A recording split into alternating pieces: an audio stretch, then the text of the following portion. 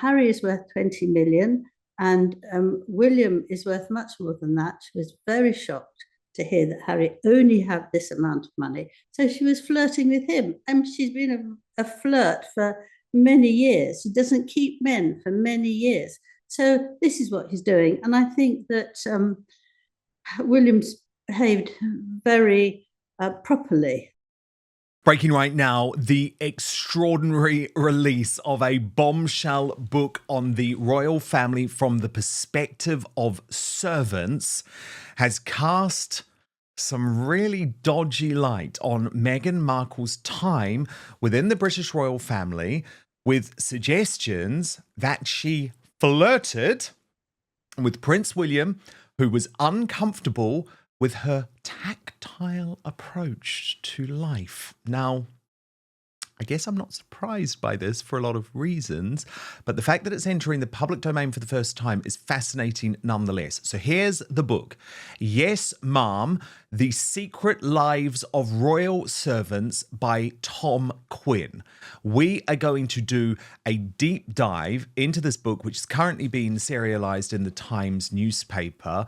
My royal mastermind, Angela Levin, herself a royal biographer who has written best-selling books on Prince Harry and Queen Camilla, will be with me for this. And of course, the Times is highlighting this as William, Andrew, Kate and Meghan, what the palace staff saw. But in reality, the biggest bombshell, the biggest shock to emerge is the fact that William had become very uncomfortable with the way that Meghan was so tactile. So let me take you through some of the key parts of the book in regards to this. Tom Quinn reports that problems began to arise fairly early on. Tensions developed between William and Harry as a result of Meghan's warm, friendly, hug everyone approach.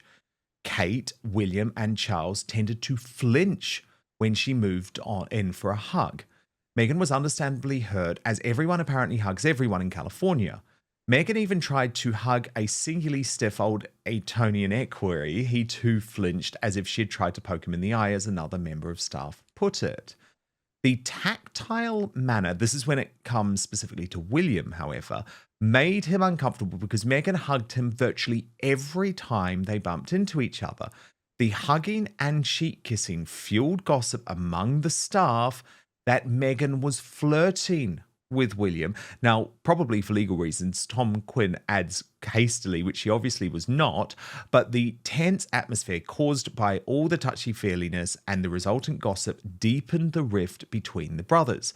In fact, William's rather awkward, even inhibited personality was baffling for the more spontaneous Meghan. A member of staff recalled Meghan once asking, "Why do William and Charles sound so serious all the time?" She used to make jokes about Harry not having the same parents as William, as she insisted Harry isn't pompous at all. He's chill. So, Angela Levin, was Meghan Markle too tactile with Prince William during her time in the royal family? And how do you think Prince Harry, your subject, is going to feel about these bombshell revelations in this new book from the perspective of the royal servants? Well, my thought today is to bang it with a hammer, because I don't believe a lot of it. I just criticise the one that she says, you don't have the same parent. Well, she goes around and said, I don't know anything about Harry. I know nothing about the royal family. Here she was suggesting that Harry was not born as he should have been. And I mean, that is a real nonsense, you see. And I think this cuddling was because she is just that flirty type of woman. I wrote again about Andrew that he didn't like her. He didn't think she was right for Harry, as he told him, be careful, make sure you're okay. But if you look at her, she's forever staring at him, sort of all doggy-eyed. And there's one really funny thing where they're coming out of church on Christmas, and she keeps looking at him with these googly eyes, and he gets a scarf, and he ties it around his neck, and then he ties it around his neck again. He tries to keep away from her, after, as much as he could. And I think that any man has got the right to do that. They have a woman they don't like who's coming after their brother. She adores his wife. Why on earth would he want to go anywhere near her? He doesn't want to shout at her and say, "Get out of here," loudly. So he's very annoyed. He can be smiley and nice, but she looks at him all the time. If you went and see wherever they are, she's staring at him because she wants to, for him, she thinks that Harry is worth 20 million and William is worth much more than that. She was very shocked to hear that Harry only had this amount of money. So she was flirting with him. And she's been a flirt for many years. He doesn't keep men for many years. So this is what he's doing. And I think that Williams behaved very properly. I don't think he was scared of her or anything, but, he was just polite and took no notice of her as much as he could. Absolutely fascinating stuff, Angela. Of course, it does explain another reason. I'm not saying it's the sole reason, but it is another reason why Catherine was so understandably upset about Meghan. Of course, we know, because I've reported for a long time, a lot of that was over the way that Meghan was treating the staff at Kensington Palace. But I guess this does potentially add another dimension to it. I don't think so. I think she feels very satisfied with her husband. He's got children and everything else. I think she didn't like her because the first time they invited them round and she had jeans which was very torn and she wanted to give them a great big hug. Well, actually, I'm sure you, me, anyone who's got any sense would not meet for the first time a couple you don't know, whether they're, prince and princess or not. You don't go around hugging them.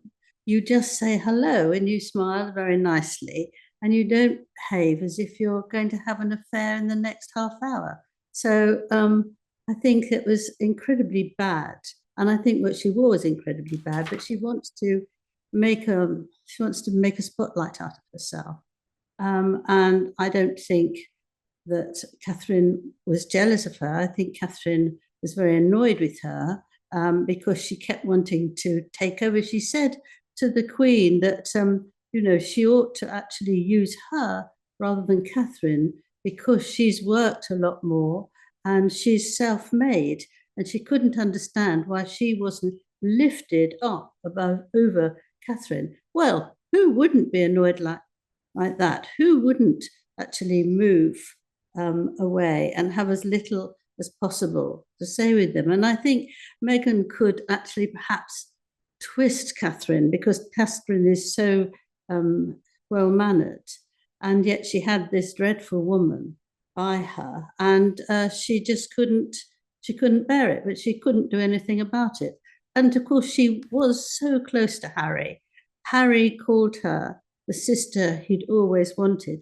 Now, this doesn't mean Harry was after Catherine, if you say that. And I think that, you can be very, very friendly. You can love somebody, but you don't actually take it the next step. And I think that Tom Quinn has taken that another step to make the book much more lively. I just want to do another big mistake he's made. Okay. That he said that when he was talking about Camilla, he said, she met him at a polo game and she went straight up to him and said, both you and I are connected because her great-great-grandmother had an affair with the king at that time, which was led on to William. And that's nonsense because I got very friendly with Lucia Santa Cruz, who was Camilla's very close friend. She was the daughter of a Chilean ambassador. He went back to Chile and she went and lived above Camilla. And she was going out with William as a friend because her father was talking to people at the top of the where she was at the university at Cambridge. And they got on very well. And one day she was having a drink with him upstairs before they went out. And she said, "Oh, I'd love you to meet Camilla."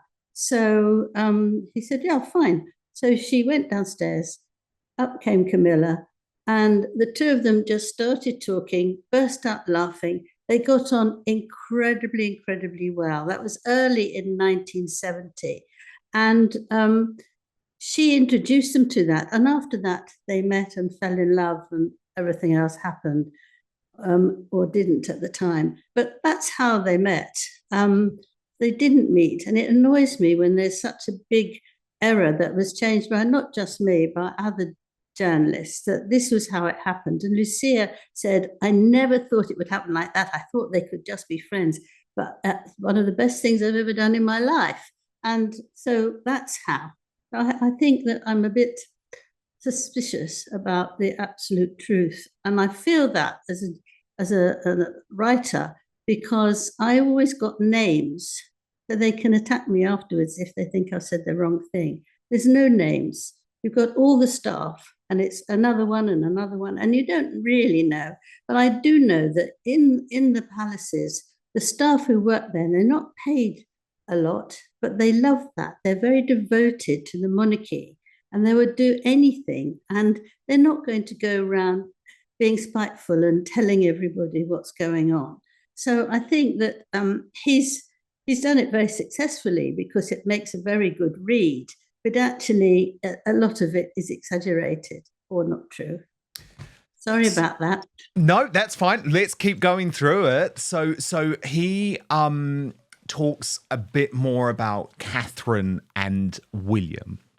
He's calling her Kate, though, which I know she won't like. But he writes, yes. Kate inevitably sees a different side of William and enjoys ribbing him about his family.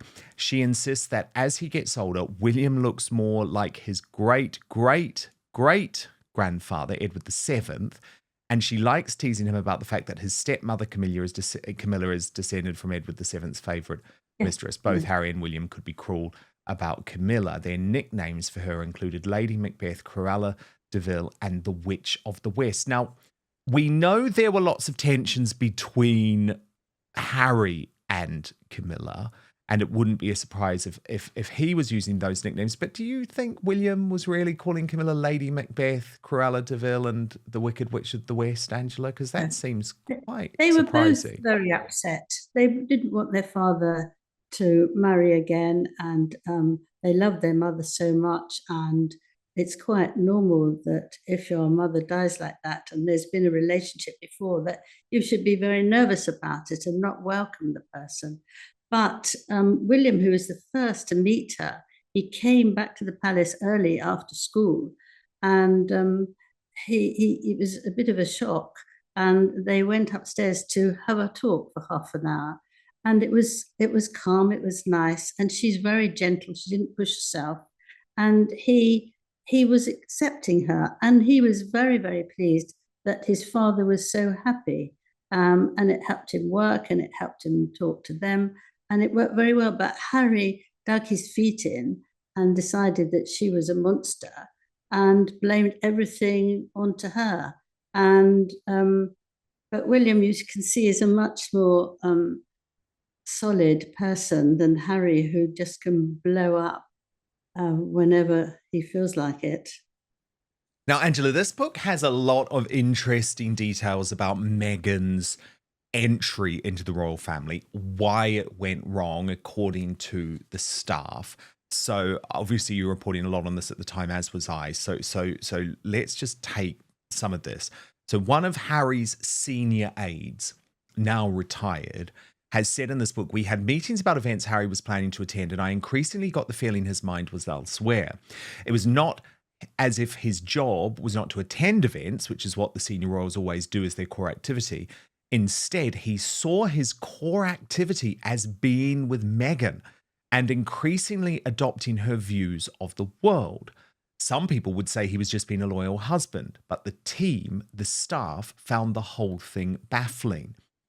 Another former staff member related that terrible modern word woke has often been used, and although I don't like it, I can see why it is applied to Harry. He did become far more concerned about social issues and the rights of minorities than had ever been before Meghan's arrival. Some of the younger staff at Kensington Palace would have applauded this, no doubt, but the older staff thought he'd become a tree-hugging lefty. They saw it as if Harry was rejecting the values and traditions of his family, and the really senior staff thought, here we go again.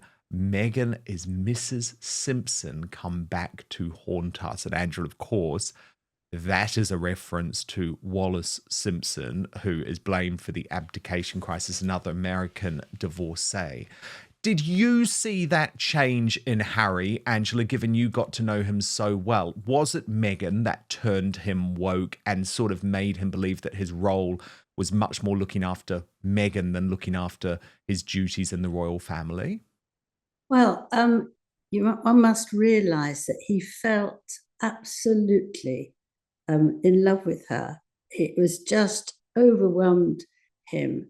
And he said in the engagement interview that he just realized that this is what he'd been waiting for. And she was perfect in every way. But she was a bit, if you're not going to marry me now, if you're not going to tell everyone that you want to marry me, she had a big piece in the magazine to say that they were together. And everyone was absolutely furious with her for saying that because she didn't tell the Queen first and all that. So Harry would do anything for her, absolutely anything. And he'd believe in anything, he would change in everything. And she ruled the roost straight from the beginning. Well, some people fall in love with that, and good luck to them. But that led to him being frightened. And a couple of times when I was going to see him, I was told to be careful because he was very on edge. He's very angry, worried about Meghan, and it's been very difficult. So you have to tread very carefully when you talk to him. He could soften up, but that was it. She was important to him. He wanted to marry her. They got, he proposed very, very quickly, and that was it. And he wasn't careful about it at all, and he wasn't going to listen to anyone who told him to hang on. William told him to be careful because she came from such a different background. And of course, Harry told me that he spent a lot of time telling her how things happen in the palace, how difficult they are, and what silly ones are as well. Camilla tried very hard to talk to Meghan about that. She was very rude and said, no, anything I want to know, Harry would tell me.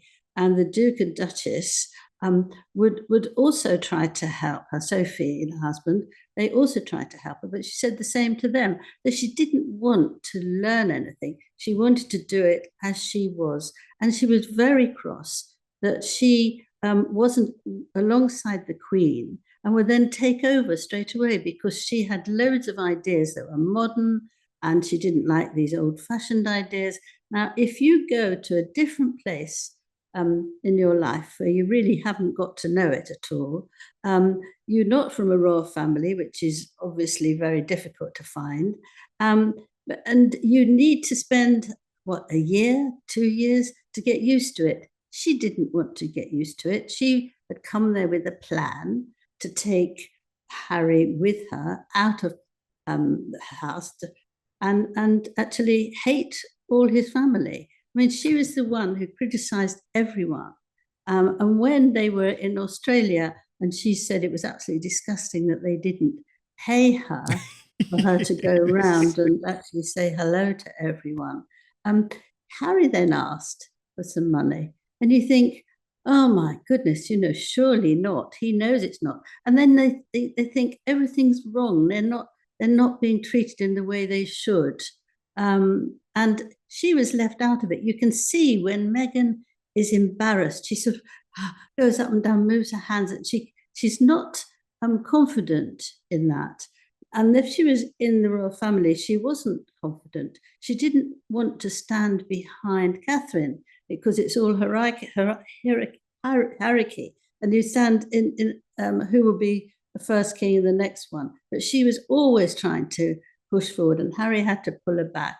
And some of the aides would pull her back from the door, and she would be very cross because she was a Meghan, and I think that that's, it was it was very difficult for her. I'm not saying it wasn't. I think it was extremely difficult, but she didn't want to learn. She wanted to go in, be tremendously successful, because Harry was eating out of her hand, and then go away and be famous, which she's done, absolutely. But she's still moaning. But first, we've been told our whole lives that wrinkle creams were the easiest way to look younger. Now one doctor says that's nothing but old news. So this is according to Dr. John Lake, really good guy, world-renowned Beverly Hills beauty expert, who says most wrinkle fixes on the market are nothing but glorified moisturizers. They hardly make a dent on your appearance, and some can even be harmful to your skin, he said. Recently, Dr. Lake has focused his attention away from mainstream cosmetic practices. Why, I hear you ask? Well, so he can pursue a revolutionary anti-aging breakthrough, one that some experts say could empty the wallets of the cosmetic industry. He describes it like this: it's almost like Photoshop for your face. You may even be mad after seeing how easy it is to visibly erase your wrinkles from view. His personal clients have dubbed his new do-it-yourself technique the age rewinder method because it can take years or even decades off your appearance in under 2 minutes. In light of this amazing breakthrough, Dr. Lake has released a step-by-step video to the public, free and uninterrupted, where he outlines exactly how to use this simple solution from home.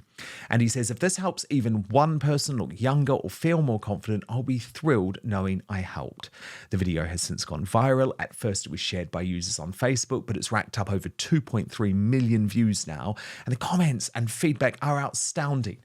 Thousands of women report they look decades younger. One commented, best results of anything I've used. I can't believe how well this works. I'll never stop using this. I don't understand how it works, but the results are great. Thank you. So you can find out more about this yourself right now. Go to bhmd1.com/outspoken or click on the link in the description box below. That's bhmd1.com/outspoken. But there is one thing Dr. Lake asks from viewers of this video. He says, if it helps you look and feel younger than you have in years, then please just share it with your friends and your loved ones, because together we have the power to help as many women reclaim a youthful look as possible. Go watch the video at bhmd1.com/outspoken right now, or just click on the link in the description box below. But now, back to the show. There were other comments specifically about how she struggled to deal with the royal family, Angela. So let me take you through some of this from Tom Quinn. He writes, she undoubtedly felt constrained by protocol. Meghan quite rightly hated the fact that when she was in Nottingham Cottage, she had to agree well in advance what time she might leave for an appointment or an event. And she had to make sure she didn't leave at the same time as or clash in any way with a more senior royal leaving the palace, a former Kensington Palace staffer said. Another problem was the servants. Meghan both loved having everything done for her by the domestic staff and also hated it. As one former staffer said, through absolutely no fault of her own, Meghan wasn't always great with her staff. She just wasn't used to it, as Harry was. So one minute she would be really friendly, perhaps over-friendly, hugging staff and trying to make friends with them. And the next she would be irritated by the fact they wouldn't respond instantly at all times of the day and night. At times it got so bad that I heard one of the senior staff mumble that Meghan should really have been employed in the palace kitchens. Wow. Yeah. What did you think of that? Well, let's start at Nottingham Cottage, because she was furious that that was so tiny. Yes. She thought it was disgraceful. Now, this is where Harry lived, and she wanted to come over quicker than it was arranged. So Harry didn't want to say no, he couldn't. So she came. So there they were together in this very small cottage. And she said when they did the interview of their engagement, she said, oh, it was lovely. It was so cozy. We would sit and eat chicken, and we loved it. We didn't need it bigger because we were so close.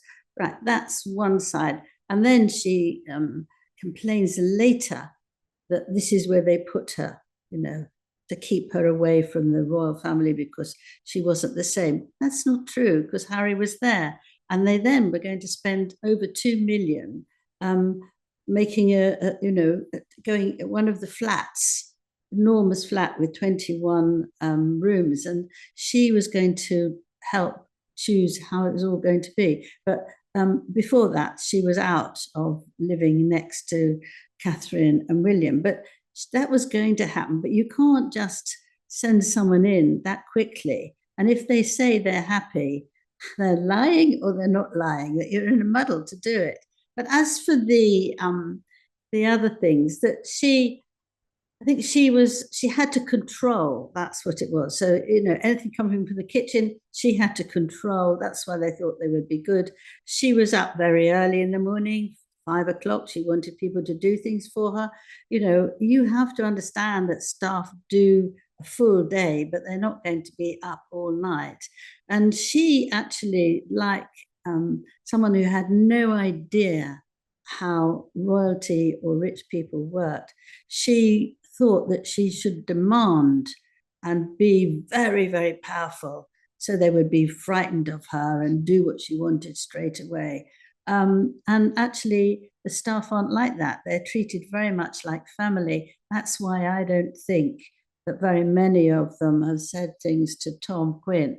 I think that maybe is one or two, but they don't leak. They really, really don't leak because they love the people there and they do their best. Yes, So although they didn't love Meghan, did they? And I know you mentioned this earlier, Angela, but I think it is worth just going into a little bit more detail on it. This idea that Meghan expected a billionaire with Harry and ended up with a millionaire. So this is what Tom Quinn writes about that. He says, Meghan Markle had a typically American view of the royal family before she joined it. For her, life was all about castles, glittering balls, and limitless wealth and ease. As one royal staff member put it, she expected a billionaire, and she got a millionaire. Given Meghan came from an American background, that assumption was perfectly understandable. After all, the modern royal family is a celebrity family. I have spoken, this is his words, Tom Quinn, I have spoken to numerous royal staff on the strict understanding that informants' identities are protected. What emerges is a glimpse into the hidden lives of the royal family. When Meghan discovered that Harry was only worth about £20 million, she realised she needed to reassess other assumptions she had made about this strange new family. Harry, it seemed, had spent little time explaining exactly how strange and demanding his family really are. And that was the problem, wasn't it, Angela? She never really understood that actually she was going to have to work. It's a very nice lifestyle. It's a very privileged lifestyle, but it's not a Hollywood lifestyle. No, she didn't want to shake hands with everybody. She found it very, very boring, very boring. Whereas other people, I mean, Harry too, and Catherine, love talking to people and asking how they are. But Meghan's not like that. She will tell you a story about herself very happily, but she doesn't necessarily want to know anything about what is being said. But Meghan took amazing advantage of the £20 million and more from King Charles. And her clothing was more expensive than anyone else's or has been. So she certainly tried to make her money out of that too. Her dress sense wasn't ideal, but she was after money and she got masses of jewelry from Harry. So I think she thought, well, if I can't get it that way, I'll get loads and loads and loads from him another way. And I think that she was a bit cross with herself that she hadn't looked into that more deeply. But on the other hand, she has got the publicity and the money that she wanted. I mean, I think she's one of those women who's never satisfied. She's never satisfied with the cost of clothes. She wants them more and more expensive. She's never satisfied with the home. We hear several times that they're going to move, they're going to move, they're going to move, but they actually don't. But they see how much it is and they pretend that it's going to happen and it doesn't. And she's just one of those people who's not satisfied. And that's why she's been so negative about the royal family, about Harry, why she's sort of, I'm not going there. I don't like the UK. It's much too small for me. I'm a global. And that's it. Nothing's good enough for her. And poor old Harry can't keep up with it. And Yes, so he's in trouble with her. Fascinating insights. The book is Yes, Mom by Tom Quinn. Thank you so much for watching Dan Wootton Outspoken. Please click on my face just to the bottom left to subscribe to this brand new independent news source and turn on the notification bell so you'll be alerted to our brand new live shows, uncancelled interviews, and special royal episodes. Outspoken is also now available as a podcast, so you can listen to the show every weekday on the go, wherever you are.